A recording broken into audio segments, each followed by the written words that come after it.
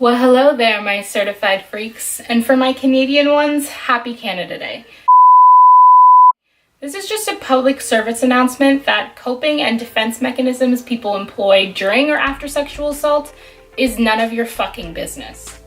So in case you haven't heard, Terry Crews decided to pursue legal action after he was sexually assaulted and groped by Adam Venit, a motion picture department head, at an event back in February of 2016. Now, for those of you Twitter twats and black men that are cracking jokes and questioning why he didn't fight back because you're struggling with your own identities and grappling with your own traumas, so you have nothing better to do than slander people you don't know on the internet as a silent cry for help, the only things you're displaying are how uneducated you are, your toxic masculinity, and how much you like to perpetuate rape culture. And for those of you defending 50 Cent, claiming that he's stronger than Terry Crews because he absorbed 9 bullets, let me know how any of that contributed to dismantling gun violence in anyone's communities.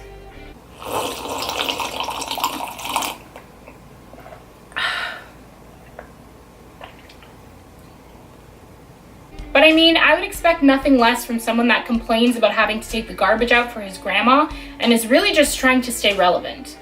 Terry Crews isn't just speaking out for black people in Hollywood. He's speaking out for black men and black boys in particular that are reluctant to stand up and speak out or have internalized their own abuse because they know their sexualities will be placed at the forefront of conversations instead of their assailants' lack of morality.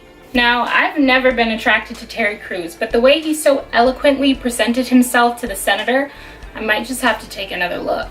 This right here's a penny trapper. Whoa.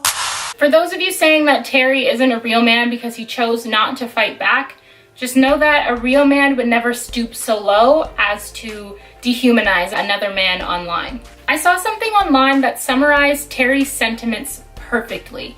It said that it's sad that people of color still have to be cautious when choosing to defend ourselves because even when we're the victims, we'll be vilified.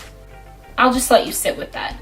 What's comical to me is how the Men Get Raped Too brigade seems to only want to hold hands and circle jerk at the convenience of downplaying violence against women, because they've been definitely silent in this whole ordeal. Now, on the topic of social justice, I am in total support of the Me Too movement, but it seems to be struggling with its public identity, and Tarana Burke's work has been hijacked by MSM and white celebrity women that have shown little to no support at all for Terry Crews.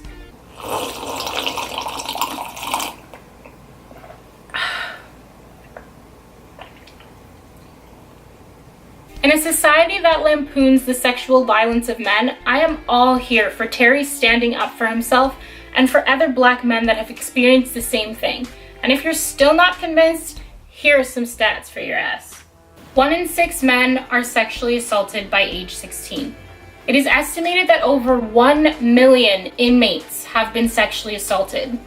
So the jokes about dropping soap only contributes to the stigma and actually impacts livelihood, rehabilitation, and the recovery process for these victims.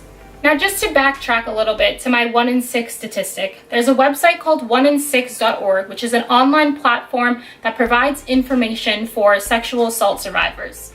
It also provides an anonymous support group on Mondays, Wednesdays, and Thursdays for those that need it most. Now, just to reel it in, sexual assault does not always equate to rape. Any non-consensual sexual act is a form of sexual assault.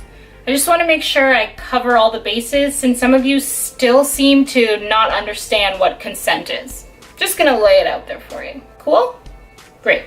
Now, I wouldn't be exuding the essence of a true Canadian and being patriotic to the true North strong and free if I didn't share some Canadian statistics with you as well.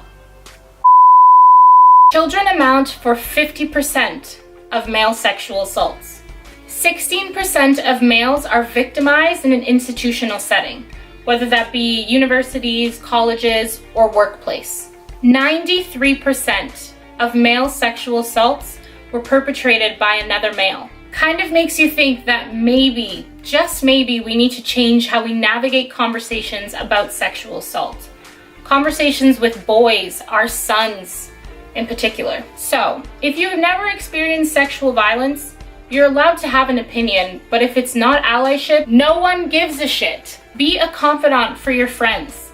Provide comfort and spaces for vulnerability. Offer to lead them in the directions of support, whether that be from a police official or a therapist. Just listen to them and help them get what they truly need. Here's to hoping that all the men of the world will one day rise up and touch dicks in support of other men without feeling emasculated.